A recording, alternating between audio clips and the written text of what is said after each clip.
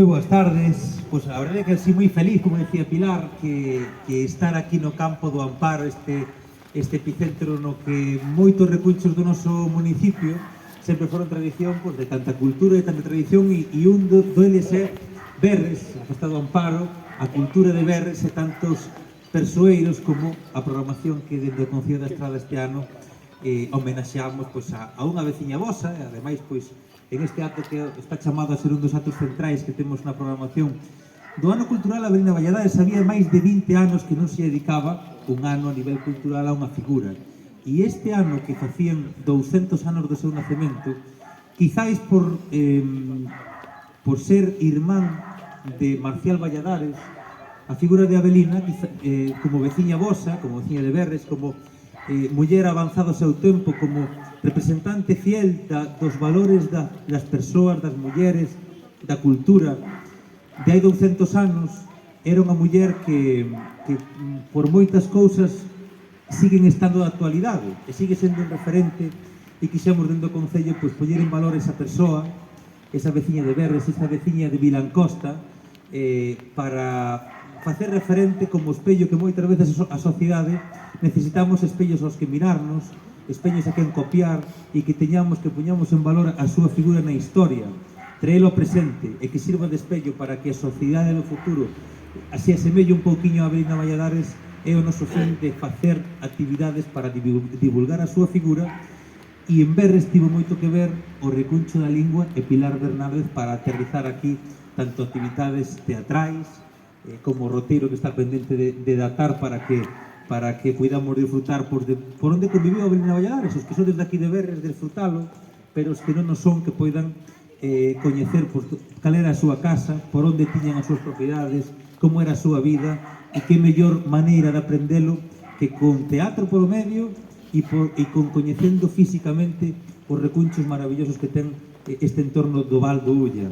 Pero tamén teremos música, como hoxe pois teremos ese homenaxe á Requinta e ao Obradoiro de García, que creo que son poucos homenaxes aos que merecería pois este tesouro de tantas xeracións que chegaron hasta os nosos días facendo este instrumento, ademais da gaita, este instrumento tan tradicional da Beiriña do Urlla, por lo tanto, homenaxe especial, e que seguiremos pois, con Avelina Valladares hasta chegar hasta o final do ano, que será en Berres, como non podía ser de outra maneira, onde se pechará pois, as actividades preparadas para Avelina Valladares. Por lo tanto, agradecerlle, sempre hai xente que traballa e é profeta da súa terra, e teño que agradecerlle a Pilar Bernárdez e ao Recuncho da Lingua, que non solamente polas múltiples actividades que vai a facer aquí en Berres, senón porque todas as semanas ten un programa en Radio Estrada. Temos aquí a Isa Durán, que tamén nos acompaña pois, en Radio Estrada, na nosa radio municipal, para que non solamente no noso concello, senón da Estrada por o mundo,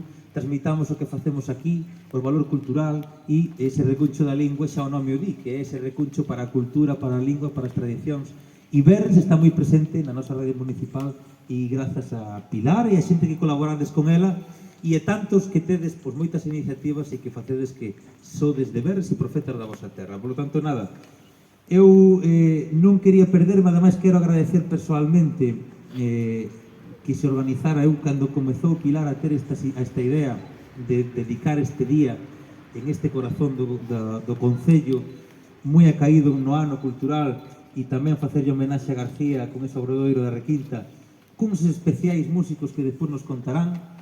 Eu dicíalle que quería estar e hasta, bueno, pois en un día con moitas actividades aquí en Berres pois deronse complementado e deronse complementado hasta a miña axenda, porque é moi bonito que na xenda dun alcalde hai moitas cousas, entre elas estas culturais, pero tamén temos esa capacidade de unir a dúas persoas en matrimonio. Así que pedironme que ahora ás 5:30 faga un enlace matrimonial, tiño que ir a facer unha boda, pero non quería deixar de estar aquí coa parroquia de Berres e con Pilar e con todos, con esta homenaxe especial a Avelina, ao Obradoiro de García e tamén, pois, a parte toda cultural que se asemella aquí, para darvos a benvida, darvos o apoio do Concello da Estrada, que non pode ser de outra maneira, e que sexa un día maravilloso disfrutando, pois como non pode ser de outra maneira, da Avelina Valladares, da música da Requinta e tantas cousas máis que vai haber hoxe aquí. Por lo tanto, parabéns e moitas gracias.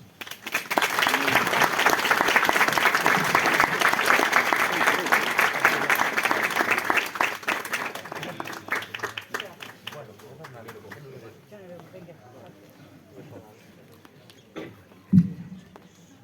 moitísimas grazas ao alcalde. A verdade é que ia decir ao final, pero tamén non podo decir ao principio, foi simplemente comentarlle a idea e dixo adiante. Eu estou agradecida cando as cousas saen así, pois dá gusto, porque creen nestas pequeniñas actividades que son humildes, pero creo que teñen moita repercusión. E efectivamente temos hoxe presente a Avelina Valladares e a García, que temos que reivindicar a nosa historia. Así que moitísimas grazas. Comezamos, Pablo Bernardes ten a palabra, adiante. Pois moi boas tardes, non sei se escoita ben el dai, penso que sí. Eu teño escrito un pouco o guión, porque senón pois vanse me quedar cousas no tinteiro ou o que é peor, que me vaya polas ramas. Entón, pois nada, darvos a benvida a todos este mítico campo da Festa de Berres, donde hoxe presentamos un acto tan fermoso como interesante por moitas razóns que xa iredes descubrindo. Hoxe aquí, desde neste turreiro que respira pois, música de banda, música de gaitas, que respira festa, este turreiro onde viñamos co avó Albino, tanto o seu fillo Pepe ou a súa filla Pilar, como calquera dos seus netos, como Maruja, que aí está, era máis sagrado ir escoitar a banda casi que ir á misa, non? E os últimos anos había que casi traelo pois, acompañado e traer unha silla para que pudera escoitar. E esa amor pola música que lle ven de os anos 30, no que formou parte do mítico coro Airiños da Ulla, pois un pouco que nos transmitiu tamén a súa familia, e está Xermán tamén representando o legado bandístico da familia. Bueno, vedes que me podo enrollar, así que vou seguir lendo, porque senón podemos botar aquí toda a tarde. Ben, pois temos a honra, como dicía, de presentar este traballo de investigación e divulgación que é imprescindible para calquera que teña un mínimo interés en coñecer a música deste instrumento maravilloso que é a requinta e que recolle boa parte da esencia do que é a nosa terra do Ulla. Este libro que hoxe presentamos, tan bonito ademais no seu formato, que se chama Requinta do Ulla, pois representa un percorrido pola historia deste instrumento que forma parte das tradicións desta terra. E tamén, de paso, unha homenaxe tamén merecida ao Obradoiro de Gaitas de Riobó, que aquí está representado por Xaquín, que o ano pasado pechou as súas portas despois de, creo que máis de 200 anos de historia. Queremos agradecer, antes de nada, a Pilar Bernárdez, mestra retirada de Ciña de Berres, e metida agora activista cultural, e que fixo posible este encontro tan emotivo, polo menos para quen fala. Tamén queremos dar as gracias, por suposto, ao señor alcalde, don Gonzalo Luzao, aquí presente, representando o Concello da Estrada. E sin máis preámbulos, quero agradecervos, quero agradecerle tamén e prestar aos protagonistas desta pseudomesa musical, os que teño aquí ao lado, que me están acompañando, pola súa implicación e o seu esforzo por estar hoxe aquí, que sei que foi máximo, unha disposición total que, vamos, que fai que estamos moi agradecidos todos. En primeiro lugar, aquí a miña esquerda, presento vos a Rafael Carracedo Crespo, que é o autor do libro que hoxe se amosa. É un músico afincado en Madrid, onde traballa como músico profesional, sendo fliscorno solista na unidade de música da Garda Real, pero é unha persoa con fortes vencellos familiares e culturais con Galicia. O seu currículo é tan extenso que non nos podemos parar aquí polo miúdo en sinalar todos os seus estudios e colaboracións con mellores orquestas de España, como a Sinfónica da Radio e Televisión Española, ou a súa participación en múltiples orquestas por toda Europa. No eido da música tradicional, pois é un virtuoso instrumentista, como xa comprobaredes, de requinte de gaita, como demostra, e queremos tamén darlle enhoraboa, o seu primeiro premio gañado este ano no prestixioso, no máis prestixioso trofeo de gaiteiros solistas do mundo, que é o coñecido como Macrimon dentro do Festival de Lorient na Bretaña. Cunha gaita, ademais, eso tamén o fai moi especial hoxe aquí, construída, feita por aquí, por Xaquín, no Obradoiro de Riobó. Ben, o interese pola requinta ven en parte porque por vía materna ten tamén raíces aquí na zona, xa que o seu tío avó foi requinteiro, e tamén clarinetista, se non me equivoco, na banda de Santa Cruz. Este libro, ademais, aparte do que é o texto, que é maravilloso, ten unhas grabacións, unhas 13 grabacións, con repertorio de música de requinta da zona, e tamén unhas 40 e pico partituras, pois que tamén, pois, aqueles que nos dedicamos á música, seguro que vamos a utilizar. Estivo acompañado por músicos dos mellores músicos de Galicia, como poden ser Diego Maceiras, o acordeón, como Daniel Brellón, coa gaita, como Marcos Aburio da percusión, como a cabo de Xurxo Fernández, bueno, unha serie de músicos de primeiro orden. E os que traio xa aquí non son menos. Tamén quería presentarvos a Miguel Rivas de Cabral, co bombo, a Miguel Pardo, co tamboril, a Manuel Seoane, de Melide, coa gaita, a meu compañeiro este ano tamén Daniel Fernández de Lugo, e o que teño aquí á dereita, Gerardo Albela, de Sarandón, a Región. De San Mamé de Ribadulla, perdón, xa empezamos cos erros. Perdón, residente en Vilanova. Bueno, pois ao longo deste acto pois, nos tocará unha serie de pezas recollidas neste libro e que son unha mostra do repertorio que soaba nas festas como as do Amparo pois, ao longo de 3/4 de século, prácticamente. Despois xa entraremos en polémica, pero así que a Requinta pois, ten polo menos un século de historia e se veu tocando de forma natural ata finais dos 70, se non me equivoco.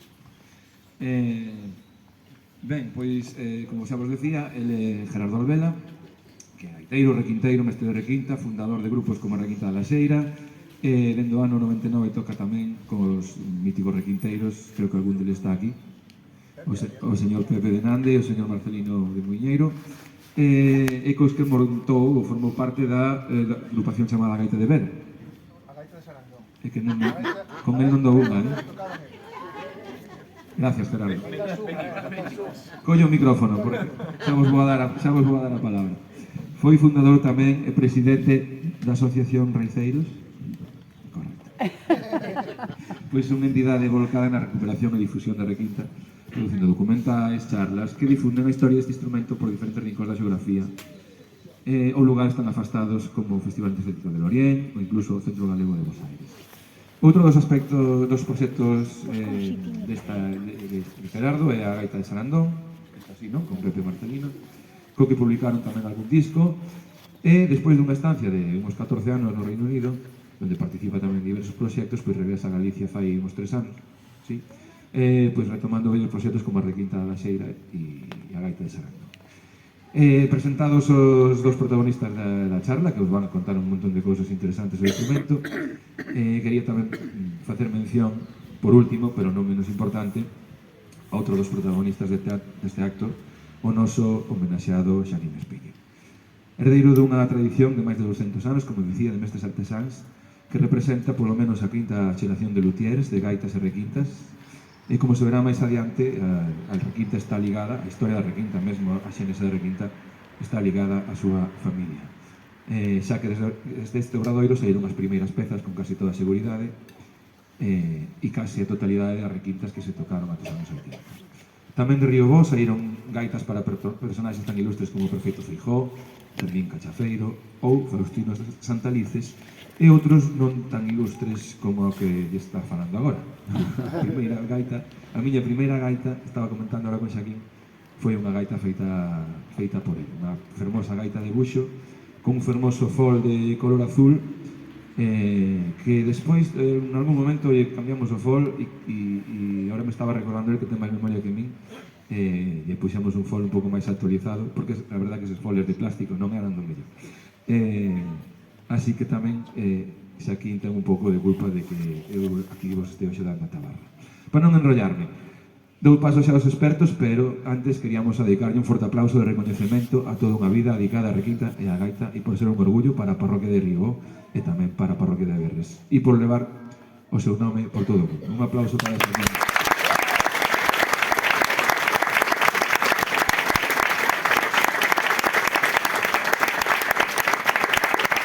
Nada, xa sin máis, vos deixo con Gerardo. Despois de que fagan eles a súa intervención, podemos facer unha pequena charla, un coloquio, algunha pregunta que quedara no aire. Gracias, Gerardo, son todos teus. Bueno, pois moitas grazas, moi boas tardes a todos. Pode ser coloquio durante, non ten que ser despois. O sea que cando vos queirades, vou poñer de pé porque isto de falar sentado non se verá. Xa hai máis de 20 anos, eu creo que non dou unha charla sobre requinta, así que se me vedes enferruxado, pois non vos extrañedes e podedes eso preguntar. Vale, de feito, onte puxeme a preparar un pouco o que quería dicir hoxe e reutilicei unha charla que xa dábamos hai 20 anos coa Asociación Raiceiros sobre a requinta e retoqueira un pouco para dar uns matices aí.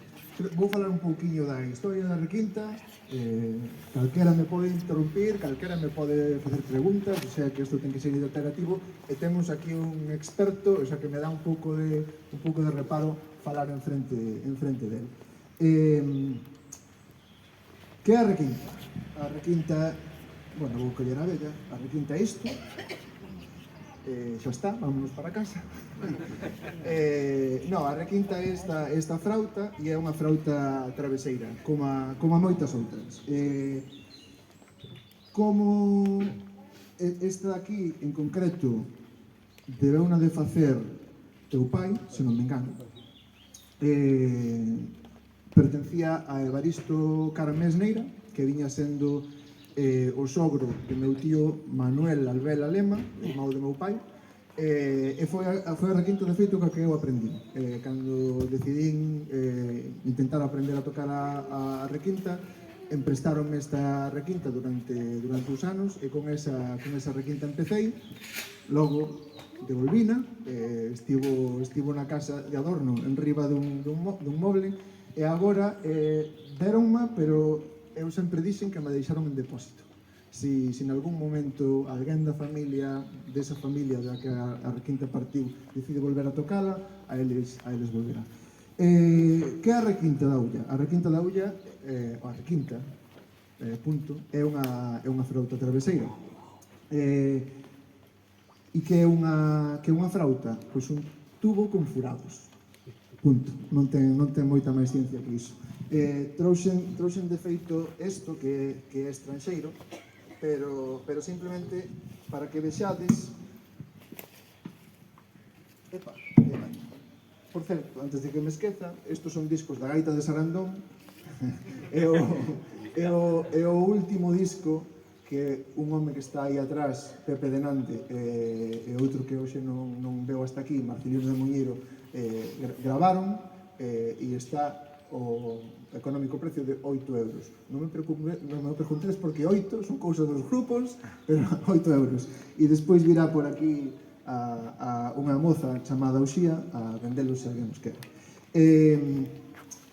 Isto é unha flauta de pico, digamos, vale, un whistle, pero é unha flauta de pico, pero ao final, se en vez de ter este bisel daqui tivese un furado para soplar desta maneira, funcionaría exactamente igual. De feito, podes intercambiar a cabeza. Como vedes, isto non é máis que un tubo, vale? É un tubo con furados, non ten outra cousa. Non pasa nada, non marcha. É un tubo con furados, non ten moito máis. Que iba a comentar eu? Como se fai unha frauta se nunca fixeches unha? Pois colles algo que teña xa un burato de forma natural, como unha cana, vale? Axudas a que o burato este un pouco máis limpo por dentro, faz os buratos e a soplar. E así é como facían os nenos da Ulla frautas de cana ou frautas de sabugueiro ou frautas de calquera cousa que tivese de forma natural un burato no medio. Por suposto, esas frautas eran maiormente cilíndricas, vale? Era un tubo completamente cilíndrico como este, vale? E como vedes, isto non é un cilindro, vale? Despois falaremos de por qué, pero isto aquí é máis ancho e ao final é máis estreito, vale? Entonces falaremos un pouco diso. A requinta da Ulla, podemos falar da evolución das flautas. A verdade é que fixen aquí a presentación e non sei nin se empregarei, pero teño aí unhas pequenas anotacións sobre a historia da requinta, historia das flautas. Vamos a darlle para adiante. Aí. Que existen desde hai 50.000 anos, que a primeira flauta traveseira conservada aparece na China en torno ao 900 a.C.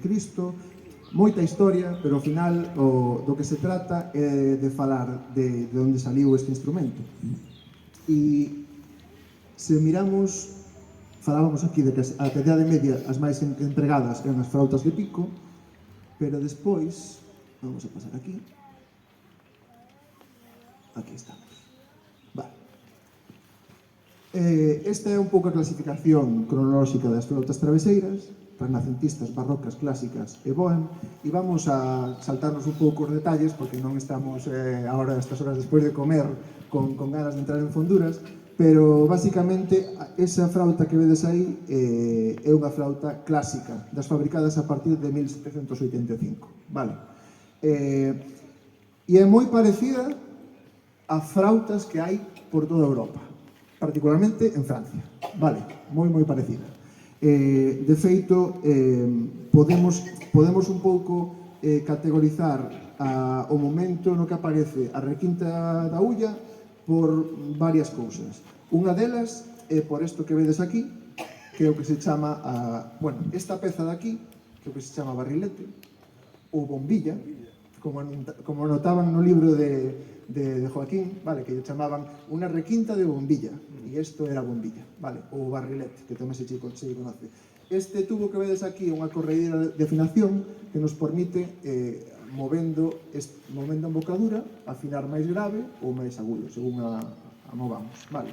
E este barrilete sabemos cando se inventou. Patentou un paisano chamado Richard Potter en 1785 e tamén patentou isto de aquí, que é un tapón móvil. Non vou sacar este porque pretendo tocar con esa requinta despois e gustaríame que estivera afinada, pero nesta, ao principio é o mismo. Tedes un corcho aquí e isto móvese, vale? Ten unha rosca aí e podémoslo mover. E desa forma achegamos o corcho máis ou menos á embocadura e iso axúdenos a modificar tamén a afinación. Son dúas pezas fundamentais que lle axudaron aos flautistas da época a mellorar a afinación do instrumento. Vale. Antes diso, o que tiñan que facer para afinar era mover estes espigos de aquí, que son bastante máis complicados de afinar, e deixan un oco no medio do instrumento que fai que sea bastante complicada a afinación, ao mesmo tempo isto queda un pouco, se quitas que abrirlo moito, queda un pouco no aire e podeche bailar e podeche salir para fora. Vale. A corredeira de afinación esta axudou moitísimo.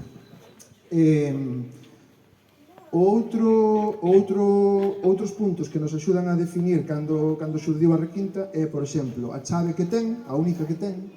A requinta só ten unha chave, esta de aquí, que se chama de re sostido, vale? É a que permite dar o sostido por riba da tónica da frauta, vale? E ao mesmo tempo permite estabilizar a afinación nas oitavas sucesivas da frauta. Vou intentar que escoitedes un pouco. Espera, subimos. Non, por aí está ben. Aquí gustache de facer de pipa.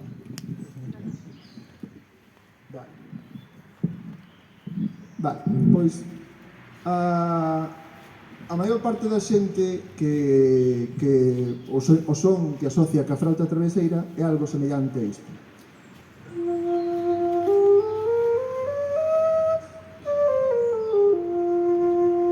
Vale, é un sonido doce, a xente que teña un mínimo de oído musical se dou conta de que está completamente desafinada. Non fai falta moitísima educación musical para darse de conta de que a requinta nesta oitava está moi desafinada. E a razón de que este desafinada é que non se usaba aí, porque isto, así, tal e como estou tocando agora, non se escoita en absoluto cunha gaita ao lado, vale?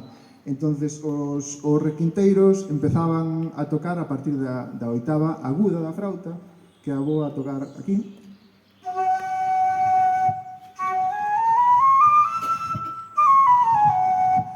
Pero non usaban nesa escala, usaban noutra distinta, que veremos despois. En todo caso, eles empregaban solamente a parte aguda e a sobreaguda do instrumento, que viña a ser por aquí.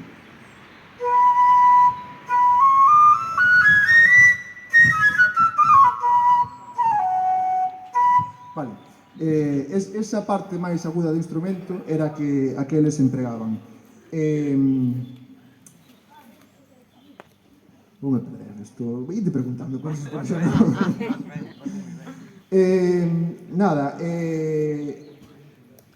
vamos a intentar definir un pouco a requinta, vale, para que teñamos unha idea de a que lle podemos chamar requinta ou a que lle chamamos requinta, vale. E vamos a decir que é unha frauta que ten 5 pezas, vedelos aquí. Esta chamase embocadura ou pecho dos beizos.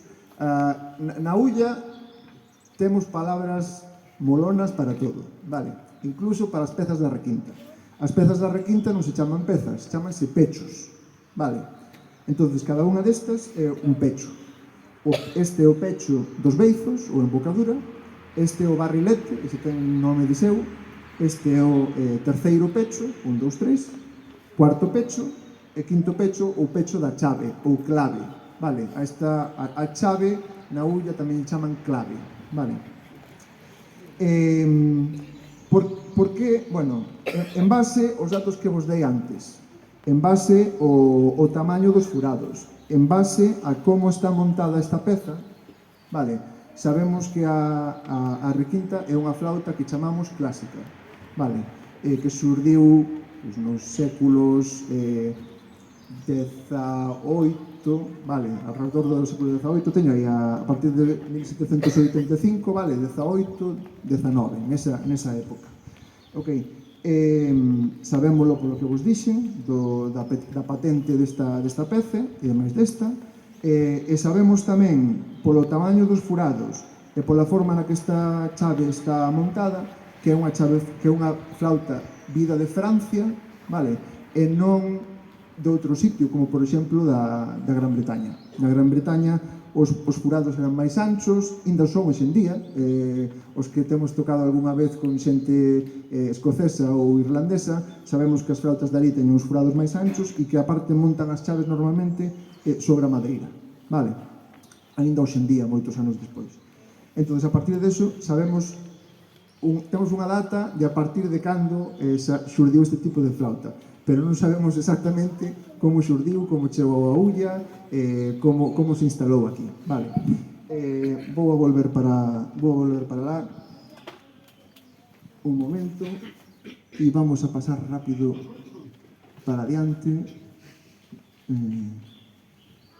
Flautas, eso, sabemos que as flautas renacentistas eran cilíndricas, sabemos como é isto, que non me ves ver nada.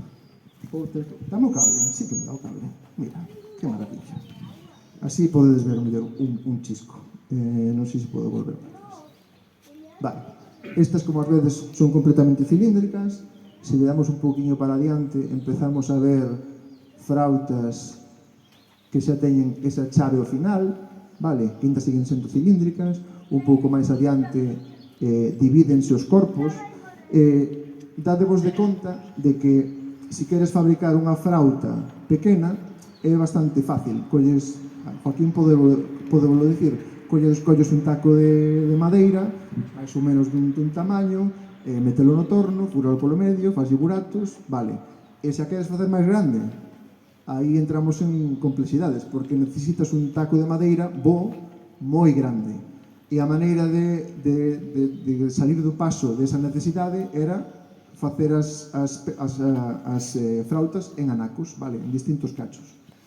E aparte desa maneira podemos afinar o instrumento, vale. Vamos a pasar disto para diante e vamos a ver por aquí, vale, isto que vos contaba do tapón de afinación, vale. Como xurdiu a requinta? Non sabemos. Non temos nin idea. Podemos facer hipóteses, vale? Entonces vou facer unhas cantas hipóteses, pero que diga que sabe como veu, me parece que como apareceu é complicado. Puido chegar integrada en formacións militares napoleónicas. Sabedes que as tropas de Napoleón pelexaron na ulla. Chegaron a ulla, houve batallas famosas, como a máis famosa é de Cacheiras, a batalla de Cacheiras, pero houve varias batallas na ulla, ou na zona da ulla, e aparte sabemos que deixaron unha pegada moi grande. a pegada máis evidente das tropas napoleónicas na Ulla é o entroido da Ulla, vale, eso é a máis evidente, pero como Rafa ben sabe, hai, por exemplo, incluso na toponimia, en Santa Cruz de Ribadulla hai unha aldea que se chama O Francés, vale, entonces hai pegadas evidentes, hai incluso, se non me engano, é José María Castroviejo que escribe e describe como na Ulla se chamaba aos cans cos nomes dos xerais napoleónicos, vale, dábaselle os cans eses nomes dos xerais napoleónicos. A capela de música da Catedral de Santiago é outra hipótese que podemos tirar aí o ruedo, digamos. Sabemos que na Catedral de Santiago se tocaban frautas, sabemos que houve oposicións ao posto de frautista, vale, bueno, pois podemos tirar esa hipótese tamén. Peregríns chegados a Santiago que pasaron pola zona da Ulla, podería ser outra hipótese, e faltanme aquí porque, como mínimo, deberíamos de considerar tamén que había outras frautas na zona da Ulla, vale? É dicir, na zona da Ulla e en Galicia, en toda Galicia podemos documentar frautas estranxeiras, francesas normalmente, en torno de Ré, vale? Que se tocaban con gaitas o que se chamaba gaitas grileiras, tamén en torno de Ré, vale? Entón, unha das hipótesis que tamén se baralla é que a requinta é a evolución dunha frauta de Ré para ser tocada cunha gaita tumbal, vale? Cunha gaita máis grave, en si bemol brillante, como anotaban tamén no taller de García, que cando anotaban os pedidos dos punteiros para tocar coas requintas, anotaban que era para tocar ca requinta e que estaba afinado en si bemol brillante, vale, tirando o si natural, vale. En todo caso, en algún momento se pariu a requinta, se empezou a tocar coas gaitas na zona da Ulla e dai xurdiu pois toda a historia que coñecemos da requinta. Bueno, só a anotación da importancia da familia García de Riobó na creación do instrumento, realmente. Eu creo que só topei unha ou dúas requintas na miña vida que non foran feitas no taller de García de Riobó. É dicir, virtualmente todas as requintas antigas que existen saíron do taller de García de Riobó, vale? Despois vos falará Rafa moito máis en detalle, aquí teño a lista, pero vou pasar para diante porque isto non me toca a mí. Entón, nada, foi tocada pasou a ser un instrumento moi popular en todo o Val da Ulla e, de feito, chegou ao punto de que as formacións de música tradicional que incorporaban requintas se pasaron a chamar requintas. Isto é un fenómeno moi propio da Ulla, que é que as formacións de instrumentistas tradicionais se lles chamaba co nome do instrumento. E así, por exemplo, existía a requinta de Carcacía, a requinta de Lampai, a requinta de Reis. Neste caso, a requinta quere dicir o grupo que incorporaba a requinta que era de tal sitio, vale? E tamén, sobre todo na zona de Vedra, pero non solo, temos a gaita de San Miguel, a gaita de Vilanova, a gaita de Vedra, vale? A requinta de Reis inicialmente parece ser que lle chamaban a gaita de Reis, vale? Entón, ese denominación do grupo co nome do instrumento.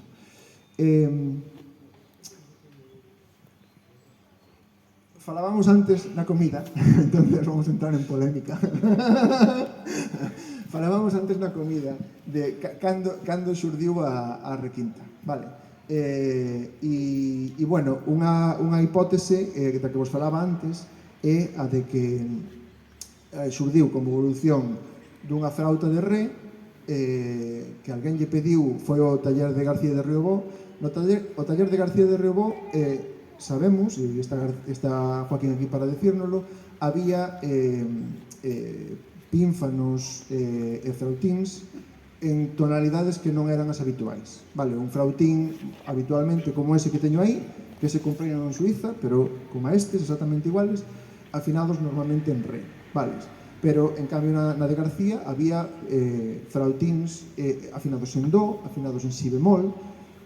Entón, podemos ter a intuición de que no taller de García se innovaba, vale? Se elevaban os instrumentos a tonalidades que xa non eran as comuns. Entón non sería raro que alguén fora a un taller de renome como o de García de Riobó e lles dixese, mira, hai esta frauta aquí que podo tocar cunha gaita grileira, pero non a podo tocar ca tumbal. E eu quería tocar unha frauta coa gaita tumbal. Entonces, pois, seguramente o bisavó de Joaquín, ou o pai, non sabemos, pois empezaría a buscar a maneira de conseguir unha frauta que se pudese tocar ca gaita tumbal. Esa é unha hipótese. E nesa hipótese, e aparte mirando a idade aproximada das requintas que conservamos, algúns autores datan a data de nacemento da requinta a finais do 19, comezos do 20. Vale. O que comentábamos sobre a comida é que a mí non me cadra eso con isto. Isto é un extracto do dicionario de Marcial Valladares, e estamos onde estamos hoxe, e o dicionario de Marcial Valladares xa inclúe o termo requinta como travesera ou flauta pequeña de unha sola llave. Igual me falla a memoria, pero isto foi 1875. 84. 1886, vale, pois 1886. E onte, repasando documentación... 84, creo, non? Sí, pero por aí andamos. Non tomei a nota, pero bueno, 1800... Sí, 84, creo que pegou 86. E onte, o sea, si en 1880 e pico, dámonos igual o pico, Marcial Valladares xa incluía o termo requinta no seu dicionario, é que xa existía algo moi arraigado que se coñecía como requinta. 84, vale.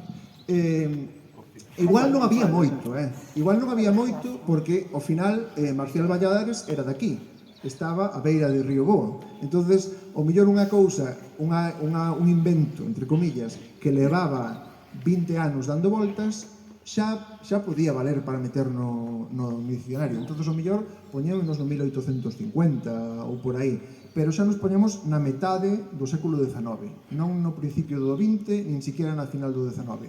Xa nos poñemos por aí. Claro, tamén podemos decir que isto non sabemos se é unha requinta. Travesera ou flauta pequeña de unha sola llave. Pois, o mellor o vocablo, o mellor a palabra requinta, cambiou a denominación, é dicir, denominaba outro tipo de frauta e despois usouse para chamarlle a isto, que é algo distinto. Non o sabemos. Onte, revisando documentación, tamén me aparecía, a ver se pasamos ao siguiente, me aparecía isto, que é un artigo na revista Galaica, que foi publicado máis tarde, pero se escribiu no 1850. E aquí é moi curioso, porque está escrito en castelán, e está escrito con un xeito así moi bucólico, tal. Pero la flauta y la gaita se persiguen en la muñeira para no lograr una reconciliación filarmónica. Los aldeanos se agrupan alrededor sin apercibirse del calor tropical que se desploma sobre sus cabezas. Este parágrafo despois repite, volve a falar, e los acordes de las gaitas y flautas acompañadas de bombo y tamboril. Vale.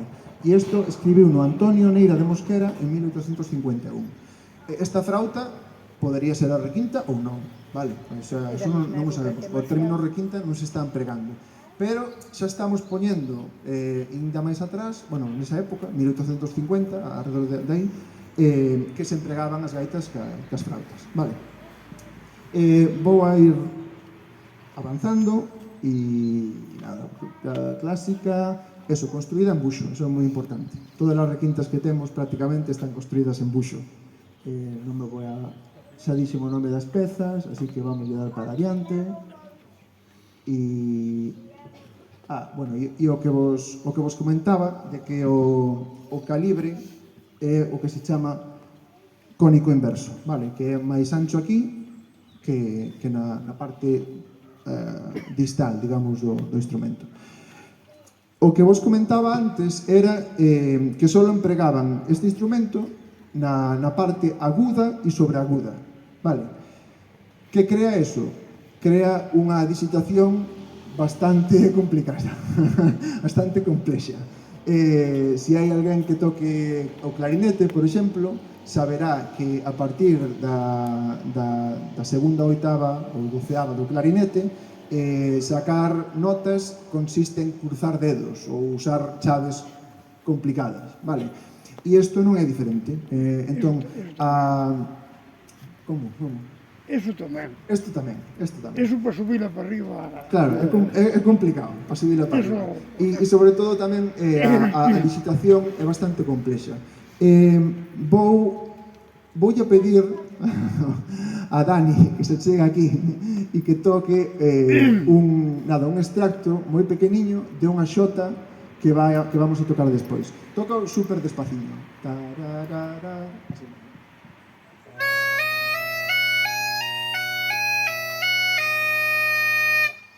Se vos fixades, está facendo unha escala moi simple e despois baixa dedo, dedo levanto, dedo levanto, dedo levanto. Vale, agora vou intentar tocar. Isto sería o mesmo que el tocou, pero na requinta. Se me sale, claro.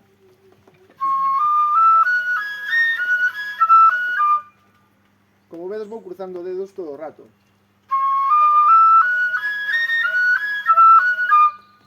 Vale.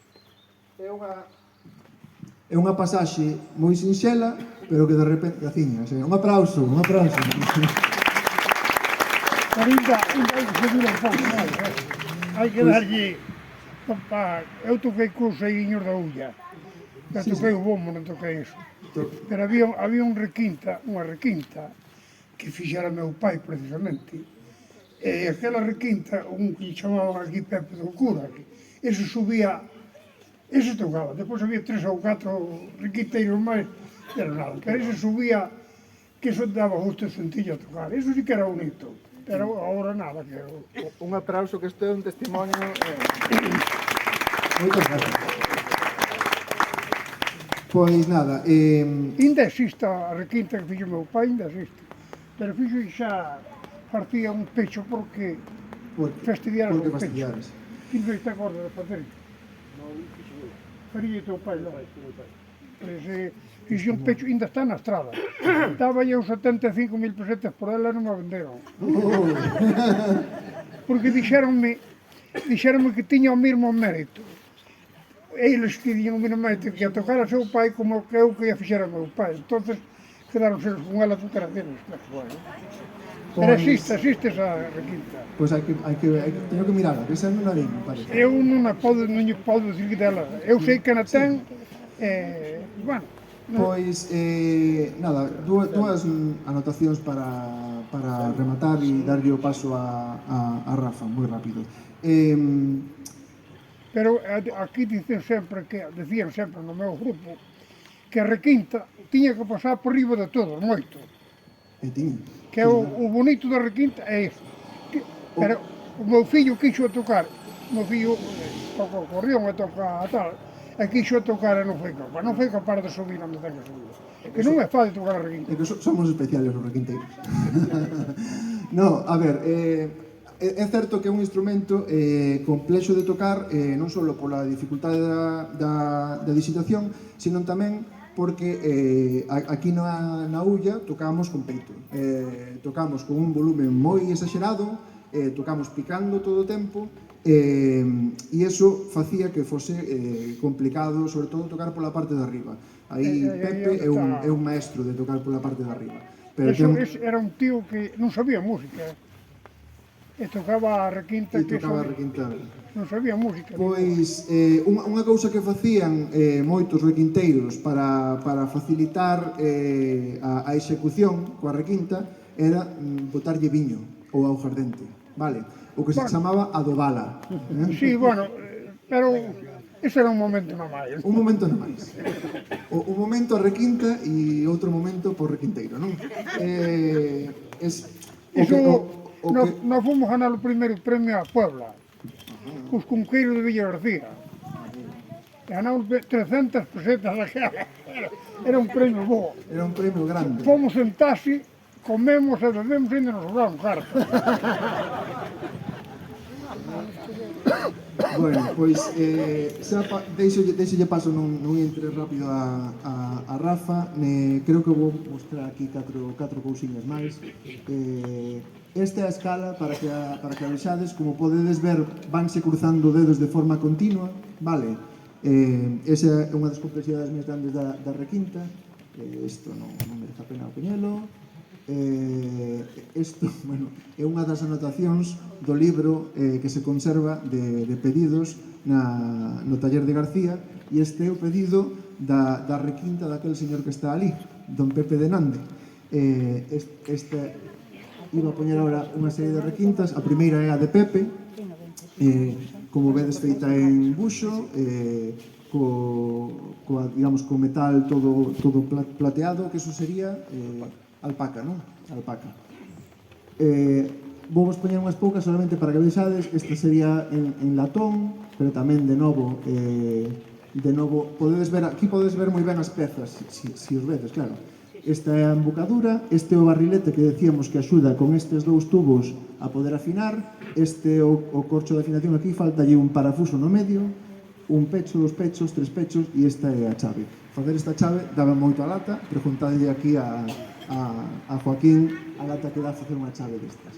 E simplemente esta outra requinta de aquí de García de Riobó, outra máis, e simplemente, moi rápido, uns cantos grupos para que os vexades. Bueno, primeiro, isto era o pavero de Horazo, que se lle ve aquí bastante, bueno, é bastante difusa esta foto, pero aquí vedes un flautista que a min polas dimensións pareceme que pode ser unha requinta, non é seguro, tamén polas dimensións do punteiro do gaiteiro, que tiran a tumbal e non a, na miña opinión, e non a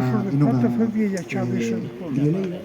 Un día, agora un detalle así desa foto. Esta foto, se non me engano, é do 1916. Vale. Despois temos esta foto.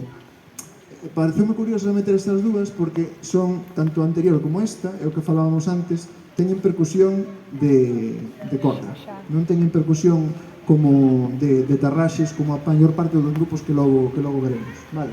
Este é un grupo de cacheiras e tamén, de novo, ten pinta de ser unha requinta e ten pinta de ser unha gaita tumbal. Iba a poñer moi rápido a foito da gaita de San Miguel, que era o grupo do pai de Marcelino de Muñeiro. Ese que se ve no medio é Pedro Brei. Pedro Brei, falábamos antes, falábamos antes das frautas de Ré, e Pedro Brei deixoulle unha frauta de Ré a seu fillo Marcelino cando marchou emigrado a Argentina, e aparte levou outra con ele, para que vexamos o comuns que eran esas frautas de Ré aquí en Galicia e aquí na Ulla en particular. E así moi rápido a requinta de Carcacilla, tamén para que vexades outro grupo de requinteiros, este sexteto, ahora sí, ca percusión de tornillos, digamos, ou tarraxes, vale? Os airiños da Ulla, por suposto, vamos a ver a foto, moi chulos con unha chaqueta, e despois máis adiante empezaron a levar monteira e un traxe que se semella máis o traxe digamos que coñecemos hoxe en día como traxe tradicional galego, vale? E por último, na gaita de Vedra, para que teñades tamén unha foto de ese home dai, era Marcelino Barbeiro, que foi o home que empezou a tocar Pepe, tamén con gaita, por suposto, de García de Riobó, e por suposto as bandas que fertilizaron o repertorio destes grupos. Vou parar aquí, colle tío o tal, e pecho isto, quiteicho o tal, así que vou que colocar.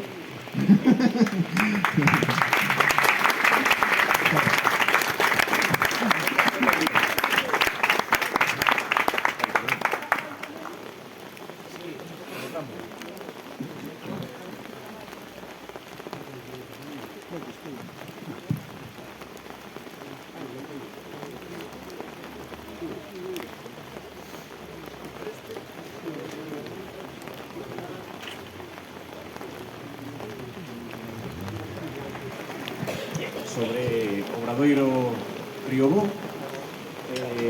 sobre a importancia que ten este obradoiro no mundo da gaita, no mundo da música tradicional galega, e, por suposto, pois, a importancia que tuvo pola requinta. Escoítase ahora.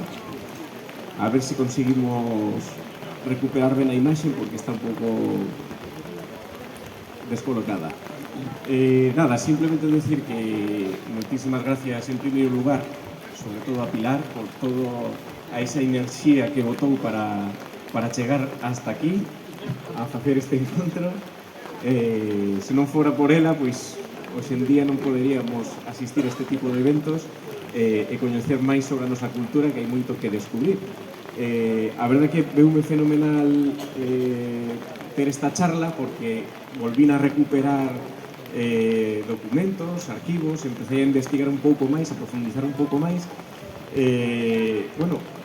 Descubrín cousas novas, novas datas, novas fechas, novas ideas que non quedaron plasmadas no libro, e que con sorte vai salir unha segunda edición, entonces poderemos ampliála un pouco máis e poder facela o máis completo posible. Bueno, non se pode... Sí, vale, pois nada, vamos a ir falando un pouco do que é o Obradoiro Riobó. E nada, non sei se se mira algo, porque hai bastante claridade fora, pero bueno, para que nos fagamos unha idea do interior, do que é o Obradoiro, moita xente que está aquí no público pois tuvo a sorte de poder estar aí, de verlo en directo.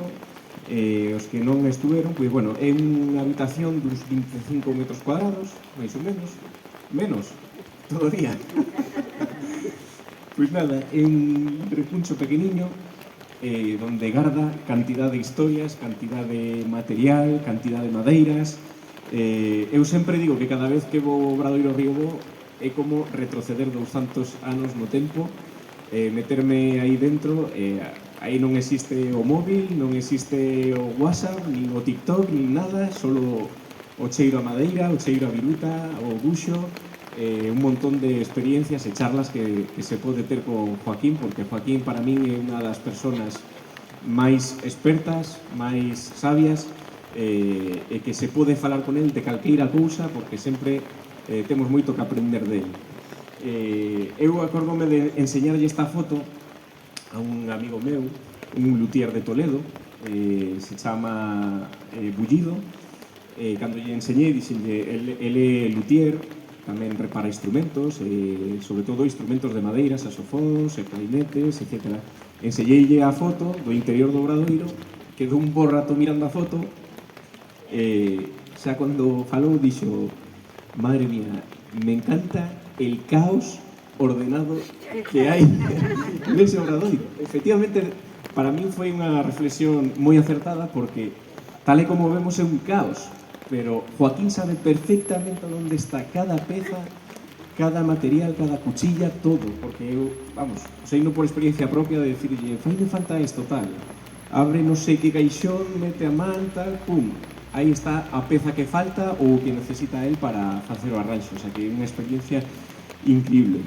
E despois, outra anécdota que me ven agora á cabeza, o mirar esta peculiar foto do interior do Obradoiro, foi que fai uns anos veu o meu profesor de trompeta a pasar unhas vacacións por aquí pola zona. O profesor é austriaco, ademais foi, para min, eu considero que foi un dos millores trompetistas da historia, Hans Gans, por se querendes buscar información sobre el, unha persona entrañable, super humilde, veu aquí, por aquí, estuvo aloxado na miña casa, e claro, eu o que quería era pois que levara unha impresión impresionante, valga a redundancia, sobre que é o Val do Ulla, a nosa zona, a nosa terra, o que se podía visitar por aquí. Entón, pois levei no o Pazo de Oca, levei no Pazo de Santa Cruz. O home non estaba moi entusiasmado, verdad? Non sei se lle pareceu bastante decepcionante comparado cos xardíns que había aí en Viena, en Salzburgo, en Múnich, etc. Claro, eu estaba xa un pouco mosca, digo, que fago con este home? Porque ao final non lle dá valor a isto. Levei no a Catedral de Santiago, tampouco lle entusiasmou. Levei no a Coruña, non lle entusiasmou. mirou o mar sí que lle parece que lle gustou algo, porque claro, o estar en Salzburgo aí non teñen mar, parece que algo lle gustou. E de repente o día seguinte foi cando fomos ao Pazo de Oca, mirou no tal, sobrábanos unha hora para ir despois a comer, ocurriuse, me dixen eu, uno levar o Obradoiro Río Bo, porque ele é músico, polo menos, penso eu que apreciará o que é o Obradoiro. Entón, pois, chamei a Joaquín, como sempre, Joaquín, que as portas abertas, o que faga falta, e ali fomos. Pois mira, eu penso que a sensación de ver a ese profesor de trompeta da Filarmónica de Viena entrar neste Obradoiro e quedar calado e mirar cada esquina dese Obradoiro, quedar pasmado, para min representa o que significa ese Obradoiro. A historia que había aí dentro e a importancia o que é para un músico poder ver o que sale destas mans e o que sale dese Obradoiro. Imos pasar e nada, máis. Vamos a facer un pequeno percorrido rápido. Está cortado o asunto, pero bueno, vamos ler. O que sabemos do Obradoiro Río Bo é que comezou máis ou menos a finais do século XIX, digo, o finais do século XVIII, comenzos do século XIX. O primeiro artesán que sabemos del é Joaquín García Rey, non hai maneira de recuperalo. Pois nada, o que sabemos del non sabemos con certeza se este Joaquín García Rey facía gaitas, o que sí sabemos é que xa funcionaba como taller. Entonces, pois, daquela facían aparellos do campo, chegaban a facer todo tipo, pues, por exemplo, de fouces, de lejóns, de fuciños, imagino que tamén facían muebles, e tamén comentábame Joaquín que facían peines de buxo e de asta de corno de bois. Esa é a única, bueno, pues, referencia que temos do que foi o primeiro artesán deste taller de Río Bo. É unha época, 1790, cando estamos falando de que un ano antes foi a Revolución Francesa. Era unha época onde todavía seguía vivo Mozart, onde estaba en activo todavía Beethoven. Imaginade o lonxevo que é este Obradoiro e que chegara hasta nos nosos días. Pareceme incrível. No interior deste Obradoiro podemos ver ese torno de ballesta ou de vara, que era o torno primitivo. Aí, nesta foto, é o torno original, que simplemente é unha vara que está suxeita nun extremo e noutro que é colgada para que unha corda se unha esa peza que chega ata un pedal e coa acción dese pedal vai xirando a peza para eles poder ir traballando esa peza de madeira. Que a dificultade que ten de que só se pode traballar nun sentido, cando a peza xira nun sentido. No outro, no de recuperación, non se pode traballar. Imaginade a dificultade que sería facer unha gaita neste tipo de tornos. A mí pareceme increíble. Aquí vemos unha foto dun antigo torno de ballesta que está en un museo de Alemania. Aí podese mirar máis claramente como funciona este sistema, non? A corda enganchase na peza e ao pedal. Pois con este tipo de torno é con que facían as gaitas naqueles anos. Bueno, pois o primeiro artesán do que temos noticias de Río Bo que fixera gaitas foi este Domingo Antonio García de Oca. Aquí temos o cuño da dereita e o cuño que se usaba para as cartas, para o papel. E o da esquerda era o cuño que tiña el para cuñar e para marcar cada peza de gaita e cada peza dos instrumentos que facían. Que a mí, xa solo o cuño pareceme unha cousa ben bonita e digna de pararse a mirar. O león, tan característico do Obradoiro de Río. E agora miraremos tamén unha nova incorporación que fixo este artesán. Este artesán foi, por medio do Concello da Estrada, a unha exposición en Madrid, que era a exposición de aparellos do campo,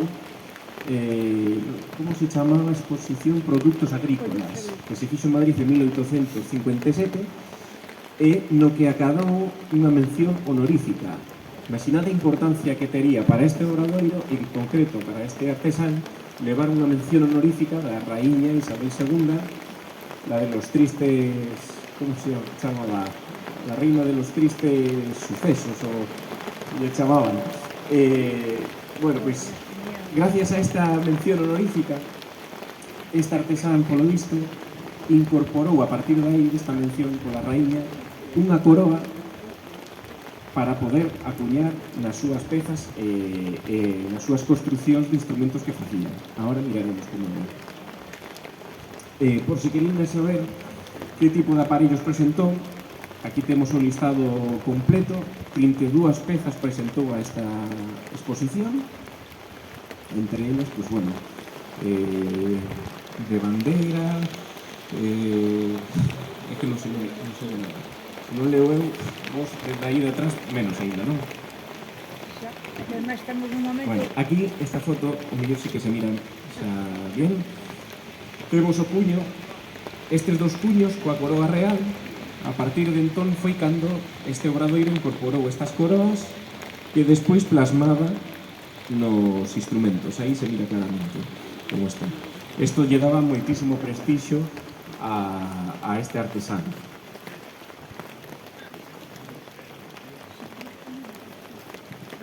Despois pasou a mans do seu fillo. Este era o señor Joaquín García García.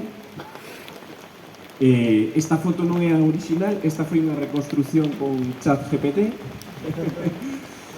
o cal se mira un pouco máis juvenil, por decirlo así, e encima mírase con sonriso, porque Joaquín decíame que tiña bastante mala hostia este señor, ademais na foto original sale como con cara de cabreado.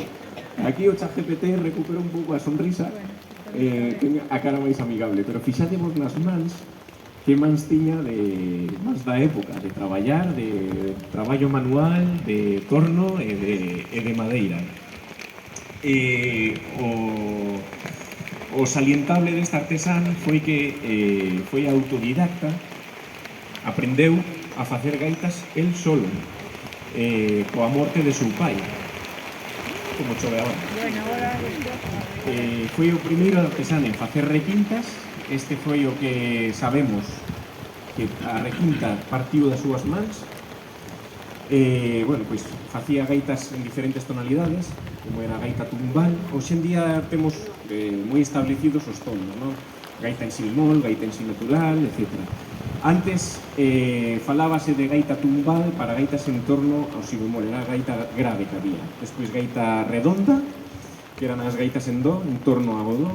Gaita de punto redondo, que era moi específica desta comarca, que eran gaitas en si bemol brillante, pero moi brillante, moi preto do do. E despois estaban as gaitas grileiras, que estaban moi cerca do rei. As gaitas grileiras, despois miraremos, eran as que se empregaban, bueno, ao revés, o frautín en re era o que se empregaba para acompañar a ese tipo de gaitas, que eran tan agudos. Despois escoitaremos como fai esa combinación de gaita en re con pífano. E despois tamén, este artesán facía tamén pezas de gaita que se chaman de galleto, que son unhas pezas donde van unidas a ronqueta e o chillón, que se ten que facer de forma manual.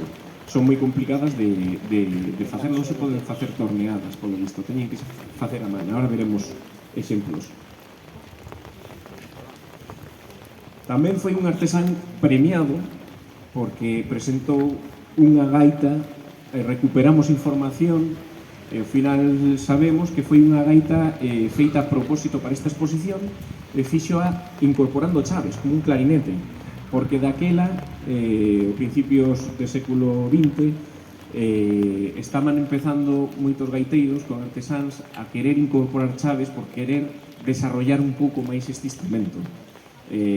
Non chegou hasta os nosos días esta práctica, ou polo menos de forma xeralizada, porque entendemos que perde a esencia do instrumento añadirlle as chaves como un clarinete. A gaita a coñecemos como a coñecemos, as súas virtudes e cos seus defectos.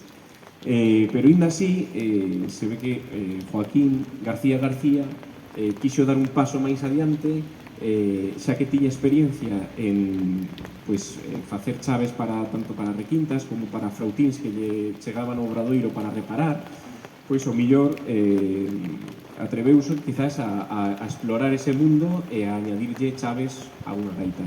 Gracias a esta gaita gañou un premio, unha medalla de ouro desta exposición regional de Santiago de Compostela en 1909. Aquí está o diploma original. Aquí incorporei unha foto de como debería de ser, porque este que está aquí dañaron os ratos. Non foron este, foi do flautín, entonces, o que isto foi o mellor da humedade de estar acardado. É que confundíame porque había pezas tamén do Obradoiro que sorprendeume, porque eu pensara que tamén que foi o mellor de algún instrumentista.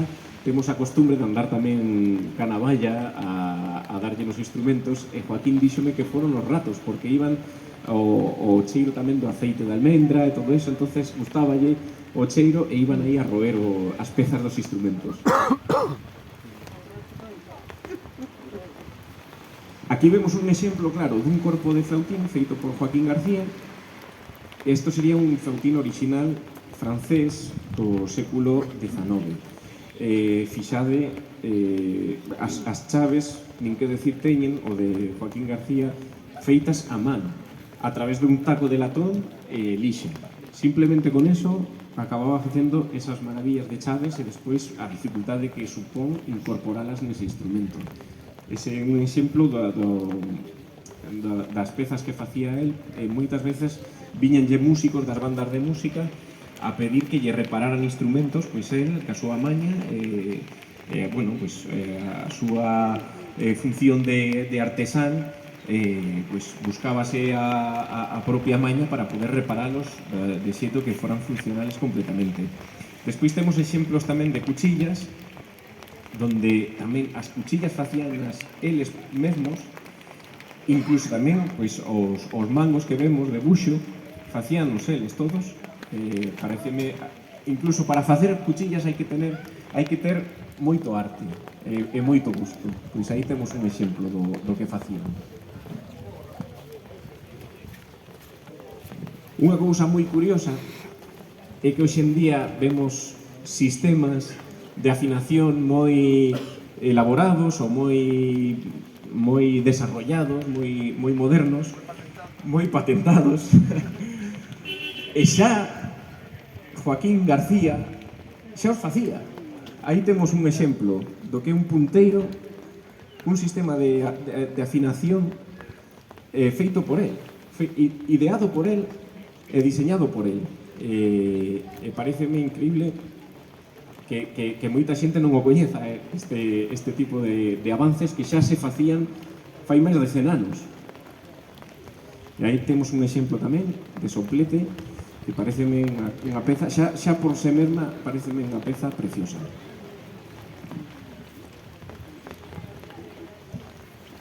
Aquí temos tamén partes de gaitas feitas a rosca, ca dificultade que ten facer as roscas nestes instrumentos, tanto punteiros na copa como as copas do ronco que van a roscas. Isto decíame Joaquín tamén que debían de facelo tamén para aproveitar a madeira, para poder escoller ben e non desperdiciar tanta, porque xa o propio buxo xa é unha madeira que tende a desperdiciar moitísimo, porque veñen con moitos nudos, manchas, etc. Entonces, pues bueno, era unha maneira unha forma de aproveitar ben esa madeira. E despois tamén había outras prácticas que facían moitos gaiteiros, que era pintar as gaitas, porque algún deles, ou mellor por capricho, ou simplemente por querer parecer que tiñen unha gaita de ébano, pintaban o buxo, e aquí, gracias á rosca, vese claramente de que esta peza é de buxo. É de buxo, pero pintado, non? Non é moi usual, pero aínda topase moitas pezas así de trozos pintados.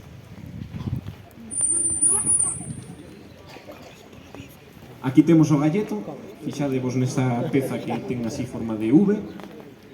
Esa peza, polo visto, é bastante complicada de facer, ou polo menos de facela ben. Xa se facía xa facía Joaquín García principios do século XX. Aí temos unha mostra, por exemplo, dun galleto feito actualmente polo Obradoiro Seivane para que vexandes, porque esta gaita non está montada. Conservanse as pezas, pero non a temos montada. Quedaría así, con esa estética, máis ou menos.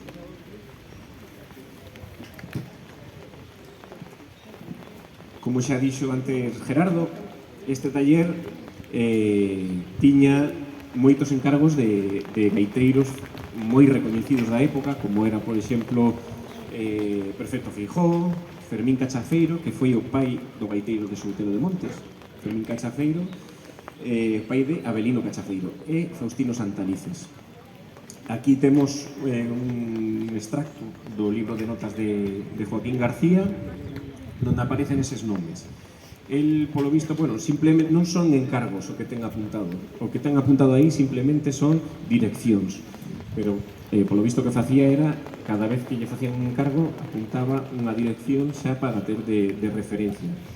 Unha anécdota que me contaba tamén Joaquín, que me parece super bonita, é que este home do medio, o do bombo, Fermín Cachafeiro, viña a posta dende Soutelo de Montes, aquí, a Riobó, camiñando, non sei canto se tarda, ni quero sabelo, pero imaginade, un día de caminata inteiro, ter que facer noite e despois encargar a gaita, volverse pa casa, esperar uns meses e ter que volver a recollela.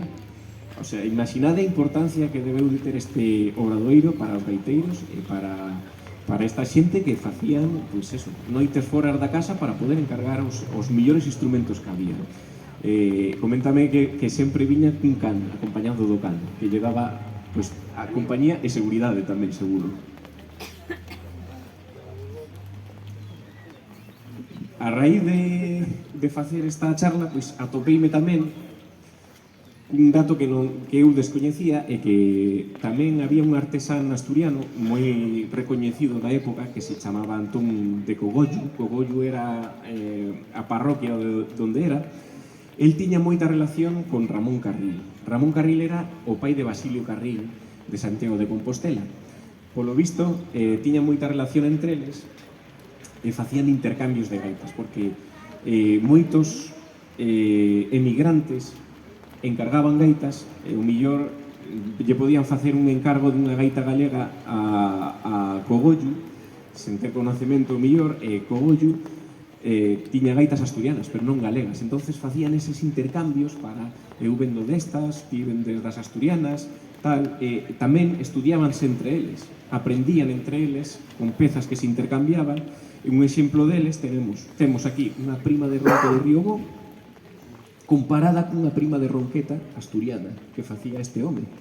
E se vendes, son moi parecidas, porque se mira claramente o que Cogollo quería representar, que era o estudio desa peza e como el o adaptaba para que fora asturiana ou asturianizada, sabe?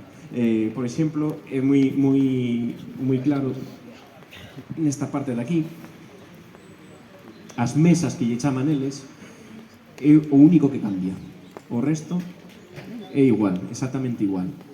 E despois este punteiro non o sabemos a ciencia certa se fixo Joaquín García, porque foi modificado.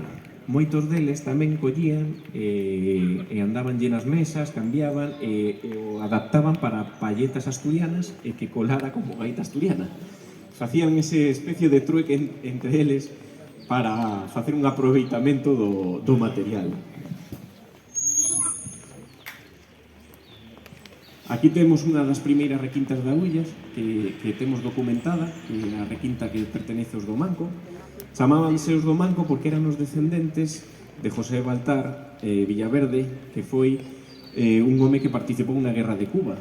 E ali, pois, o pobre home acabou bastante maltrecho, veu sin un brazo, e por eso lle chamaban o Manco.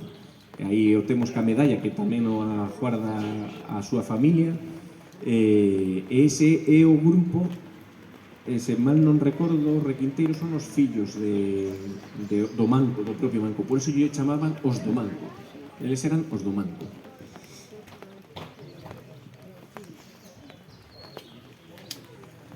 Pois despois de Joaquín García xa pasamos a Joaquín Espiño García, porque aí hubo un relevo xeracional.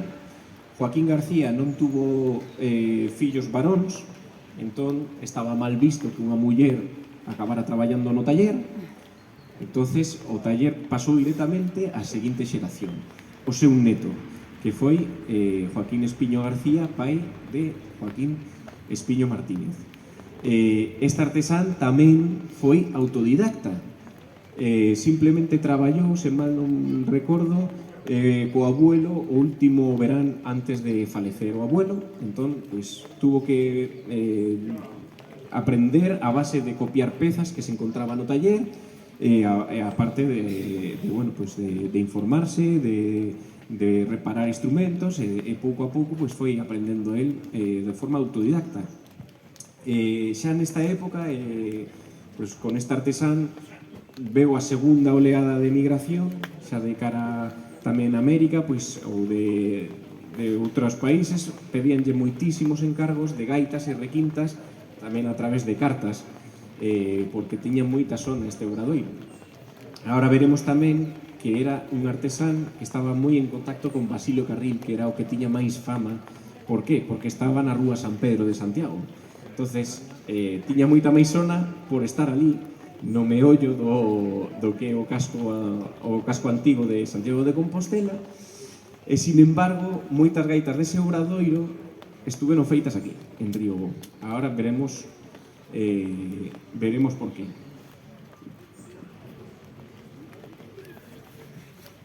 Como exemplo da artesanía destes homes, non? E da súa maña a hora de facer todo tipo de reparacións e desarrollos. El tamén fixo hasta lámparas de carburo, como podendes mirar, esa da esquerda, está feita por Joaquín Espiño García, e aquí temos dúas requintas xuntas, a requinta de Moure, de Juan Manuel López Moure, e a requinta de Pepe de Nande, que pois teremos a sorte de escoitalas agora nun intre as dúas xuntas.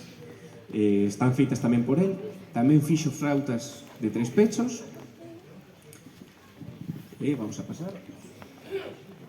Eu non vos quero aburrir, se vos aburro, aplaudindes, xa tomo en directa e calo, Pero xa queda pouco, vos lo prometo. Tamén fixo pezas de gaita con rosca. E fijadevos nese ronco, que bonito, adorno fixo el a man tamén para don Enrique Ambite, que foi un gaiteiro de Coruña moi importante da súa época.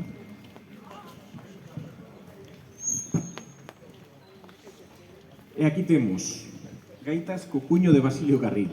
Basilio Carril tiña tantos encargos, porque tiña tanta fama tamén aí, como dixemos antes, como tiña o obradoiro na rúa San Pedro, pois por ali pasaba todo o mundo. Entonces encargábanlle moito material. El tamén era un moi bo gaiteiro, un gaiteiro ademais comprometido co mundo da gaita. O que máis lle gustaba, polo visto, era tocar a gaita máis que facer instrumentos. Entonces a maior parte do tempo pasaba tocando, non facendo instrumentos. Pero víase tan saturado de traballo que, gracias á relación que tiña con Joaquín, el pedíalle que lle fixera pezas de gaitas ou gaitas enteiras incluso, pero sin o cuño, porque o cuño poñía o el e vendías como se foran del. Por eso, moitas gaitas que vemos hoxe en día de Basilio Carril non son en realidade de Basilio Carril, son de don Joaquín Espiño García. Aí vemos un exemplo deste ronco, un ronco enteiro feito por Joaquín Espiño co cuño de Basilio Carril.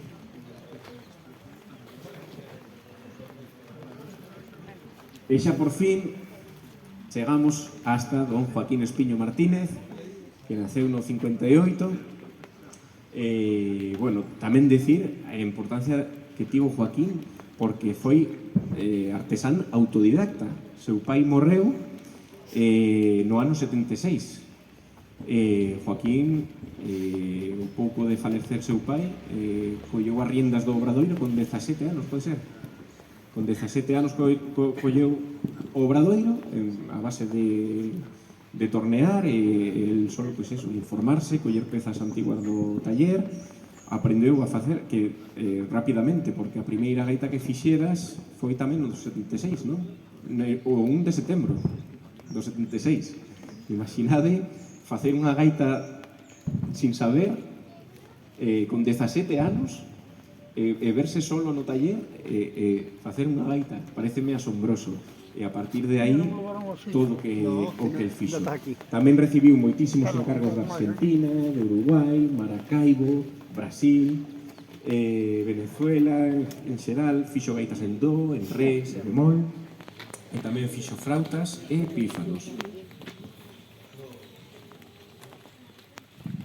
Estas son 4 das requintas que fixo Joaquín Espiño Martínez. A da dereita de todo foi a primeira feita por el, que ainda por riba, non sei se debe ser a primeira requinta de granadillo que se fixo. Polo menos das que temos documentadas. É fermosísima, de granadillo anillada en asta. A primeira que está á esquerda desa está no Obradoiro, pela el, e as outras dúas son da miña colección, da que me sento orgullosísimo de mantelas e de poder seguir tocando con elas. A esquerda había unhas pezas de gaita interesantes, pero non se miran, o sea que non vou falar delas. E a de dereita, para que vexandes a maña que ten este home, eu como trompetista, pois, aproveiteime moitísimo dele. Encarceille boquillas de trompeta, fíxome boquillas de madeira, que funcionan, dou fe delo. Tamén fíxome ata set de reparacións para os cilindros das trompetas. O curioso de todo isto é que eu facíalle o encargo, claro, eu vivo en Madrid, facíalle os encargos por teléfono. E moitas veces explicáballe tal, el, mentras eu falaba, el imaginaba todo, e despois daba eu as medidas, imaginade, como podo medir eu, que son trompetista e músico, non puñetera idea de medir, pero bueno, collía o calibre, botaba para diante e tal. El facía máis pezas, mandaba máis a Madrid, e cando chegaban a Madrid iban perfectas, malladas, non tiñan un puñedero erro. Ata tal punto que hasta me fixo o martillo para poder sacar os cilindros das trompetas. E fixadevos, ata para facer un martillo hai que ter moito arte, hai que ter moita imaginación, hai que ter moito justo, pois Joaquín é un artesán coas letras mayúsculas, polo menos dende meu punto de vista.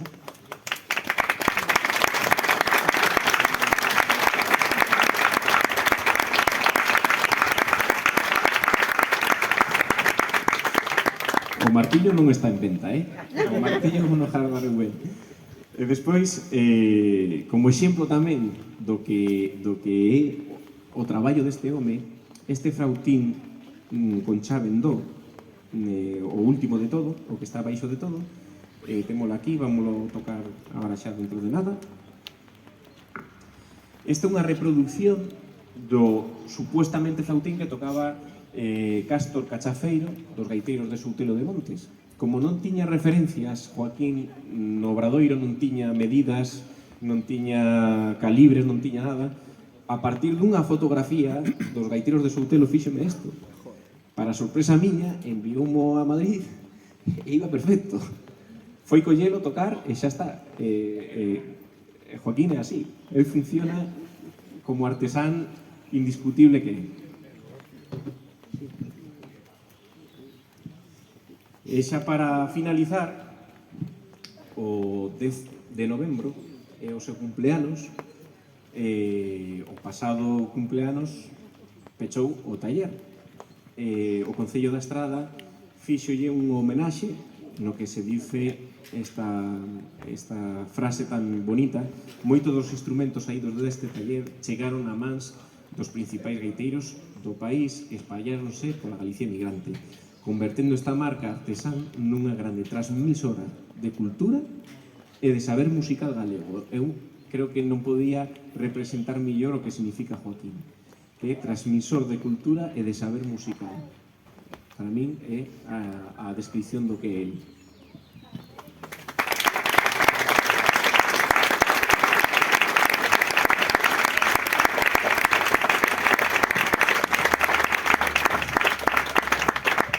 Bueno, xa para finalizar, non podía desaproveitar a oportunidade de mostrarvos o premio, este o Macrimon, que tuve a sorte de ganar este ano en Lorient, e fixeno cunha gaita del.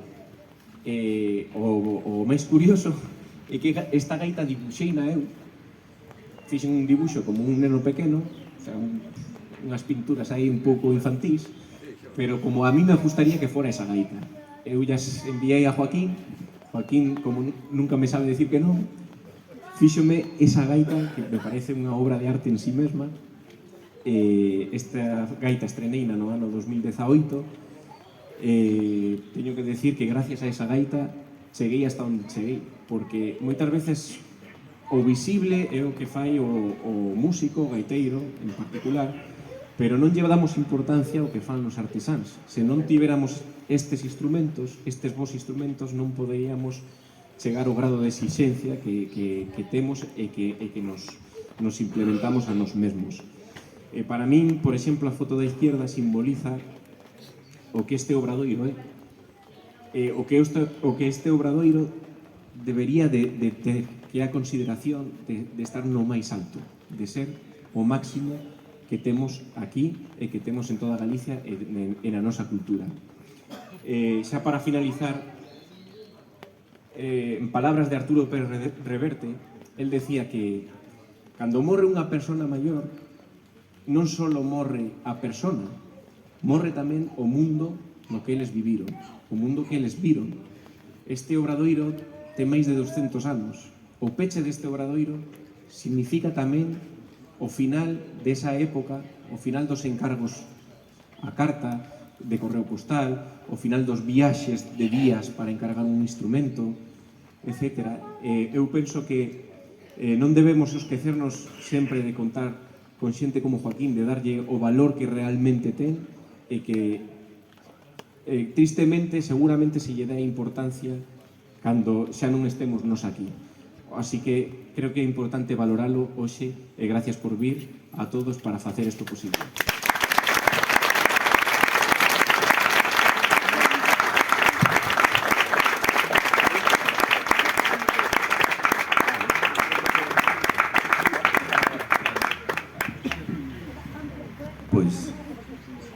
Pois maravillosa calquera das charlas, a de Gerardo, a de Rafael, a homenaxe de merecida a Xaquín. Eu aprendí un montón de cousas, espero que vos tamén, pero agora o mellor de todo, non? Que é escoitalos tocar, porque se ben falan, mellor tocan aínda.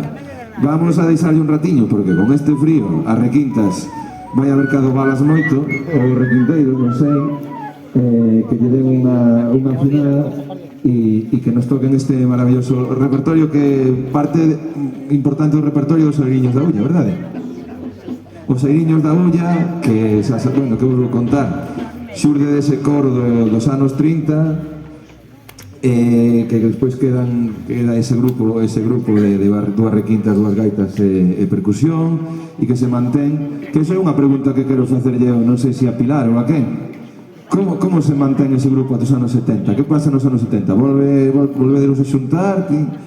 Como é a historia? O mellor Pepe sabe tamén. Bueno, eso é unha pregunta para a próxima actividade. A seguinte actividade sobre os Oiriños da Ulla. Así que un forte aplauso e deixo vos aquí con estes fenomenales músicos. Gracias. Despois dese costume que e tal, e a seguinte ano tal facer uns Oiriños. Pero que non pode tocar, bueno, facer un xullo. Cando podemos de xullo, pues non quero, para aquí se pilar. Despois cando...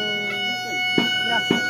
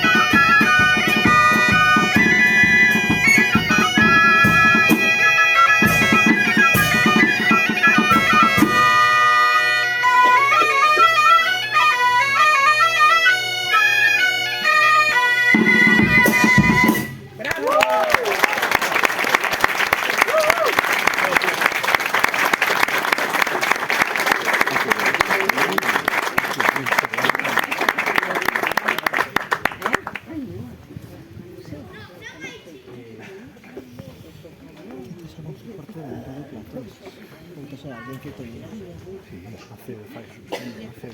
Un pintañero, que facía na casa de un gato. Son moi único. Non me deixa para copiar.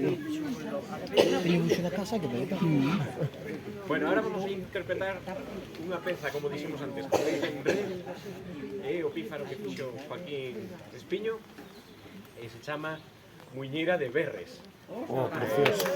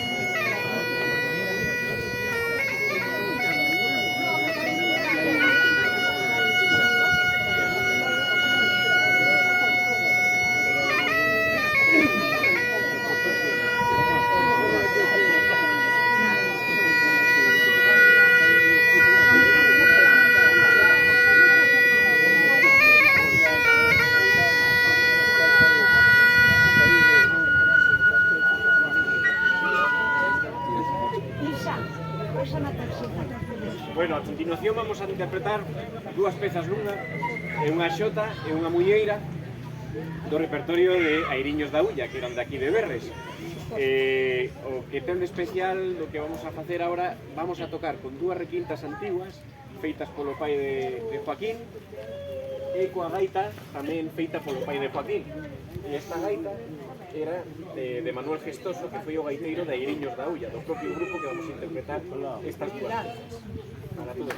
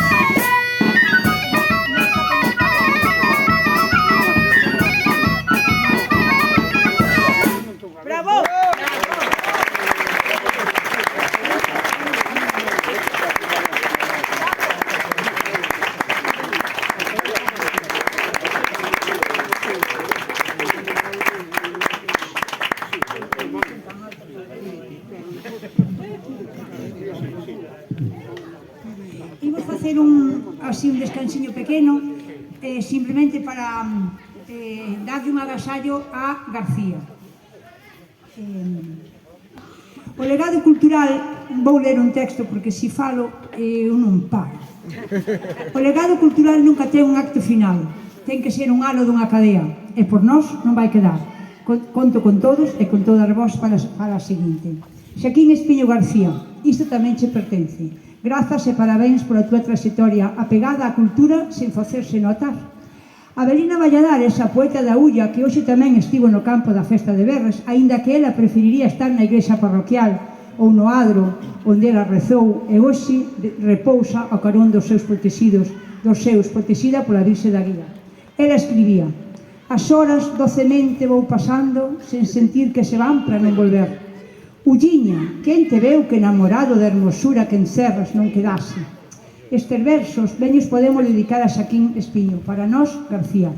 O taller de García encerra historia, encerra paixón polo traballo, encerra amor polo produto final, encerra humildade, encerra xenerosidade, pero, como di Avelina, as horas docemente vou pasando sin sentir que se van para non volver. O Obradoiro do Riobó cerrou, pero Xaquín nunca deixará de sentirse enamorado da hermosura que encerra o seu labor, as gaitas, a requinta. Quedou acreditado o valor histórico do Obradoiro do Riobó, pero agora disfrutaremos da calidade humana de Xaquín e os seus. El sen facer ruído, sen se facer notar, pero cando chamemos, el vai estar. Polo que eu seguirei petando á porta, non pola noite, como dicía Xavier Pedro Campo. Quero seguir disfrutando e coidando esta parte da historia de Riobó, que ben nos une aos de Berres. Riobó xa forma parte para sempre da historia da música de Galicia e Berres da historia da literatura. E seremos máis felices se coidamos o noso legado cultural e lle lo entregamos aos que veñen. Así que moitísimas grazas e seguiremos. E agora chamamos a Xaquín, ten que vir, e a Rafael.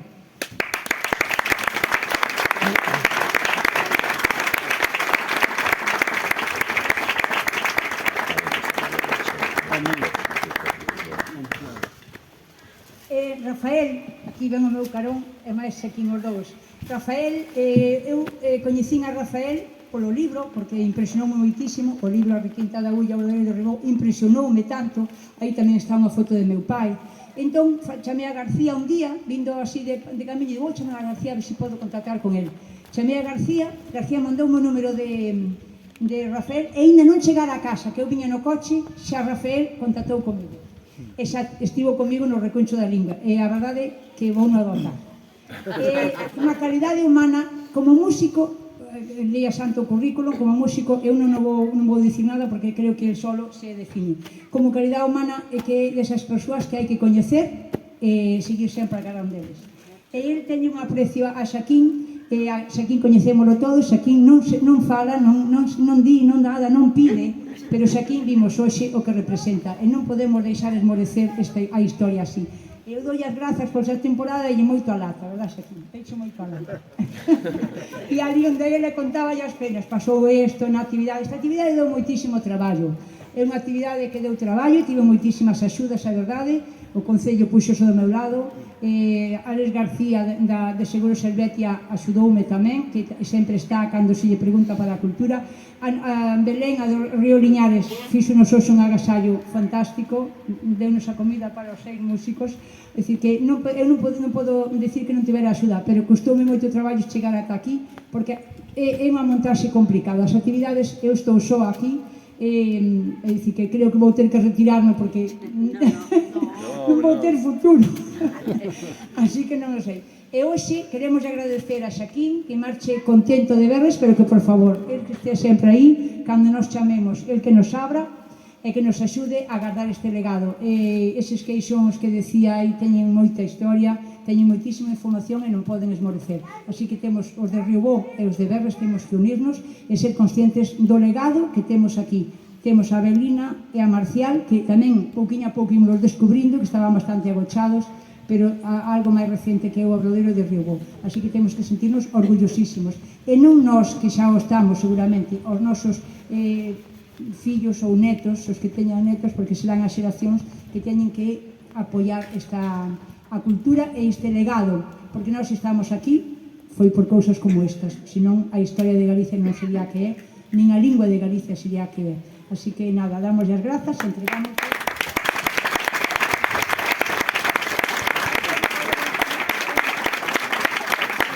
O deseño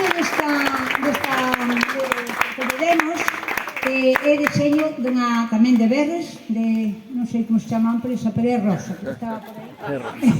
É de Manolo de Ferradáns, Pepe de Ferradáns, que non sei como é, Udima, como é? Udima, bueno, é Rosa, foi a que me diseñou, enseñoume varios modelos, e ao final, por unha perna que como música, e ao final, bueno, ele entenderán, é unha gaita feita con unha minuciosidade preciosa, pintadiña, de varias madeiras e con un texto de Avelina e ten abaixo unha partitura e eu díxome Rosa, e tal, e digo, lle vou a mandar a Carraceda e vais a saber o que é. E sí que sabía, Pero, evidentemente, tivemos un fallo, porque en vez da chantada, tiñamos que poñer un pentagrama de Berres. A muller de Berres. Claro, pero bueno, para a seguinte. Así que nada, a García, moitísimas grazas a vos e seguimos coa música destes requinteiros e gaiteiros que son moi bons músicos, pero moi boas persoas. Así que grazas.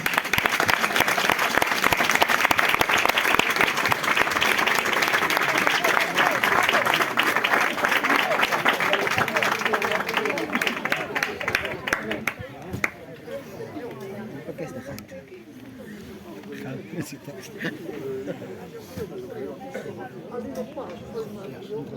Frío aquí. Que non te cortas a camiseta, mételas na secadora, joder. No, furdón. Ahora vamos a sacar. Vamos a acabar. Xosé trae o plumas, joder. Bueno, pues xa vamos a ir finalizando este pequeno concerto, esta pequena mostra. Vamos a interpretar agora, se vos parece, o Rueiro. Sí. E para iso queremos contar coa axuda de, para min, un referente, unha persona amabilísima que me axudou moitísimo do que aprendí, do que aprendeu Gerardo, do que aprendeu Paco, non é outro que Pepe de Nande, o último requinteiro en activo que temos e que temos a sorte de que se una a nós para poder interpretar esta peza xunto con Paco, tamén discípulo del. Así que, por favor, vinte pa aquí e tocade con nós.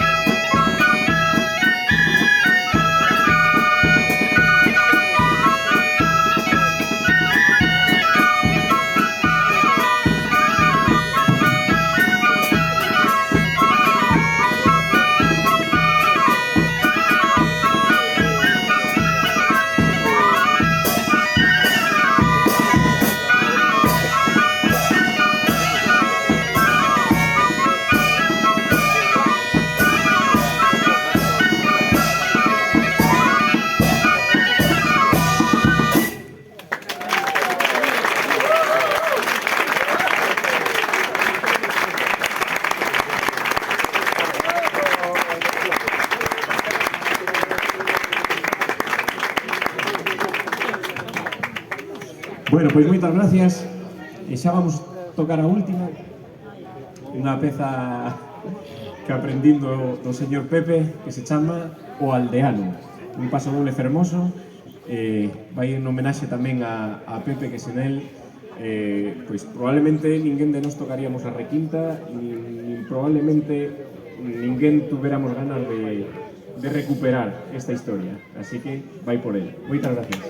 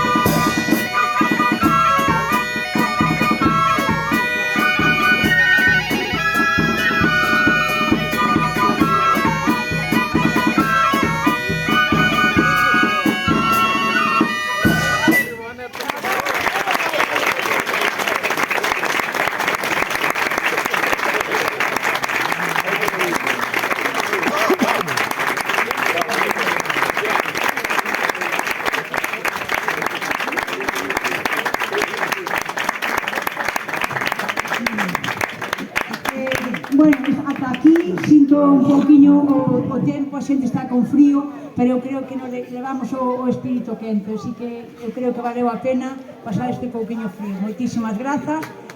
A verdade é que non lle dei a Xaquín o micro, porque falou só. Xaquín, queres o micro un pouquiño? Ven para cá. Ven, ven aquí que non lle demos o micro, non lle deixamos falar. Ten creo que un discurso preparado. Venga.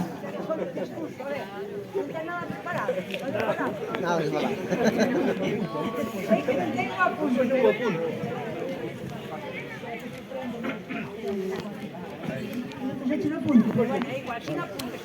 Gracias a todos por voluntarios que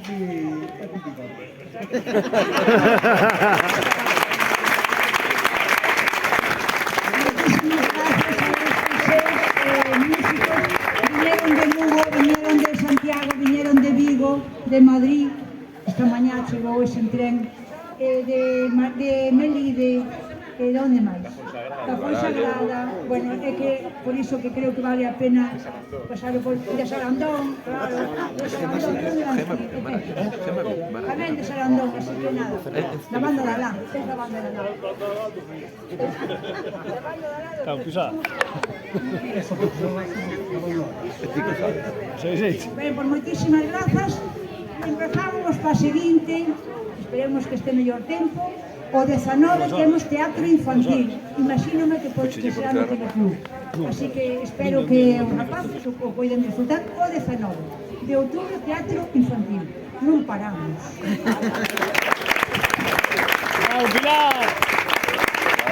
Dime, a ver, aquí están os discos para se alguén se quere facer con eles. É unha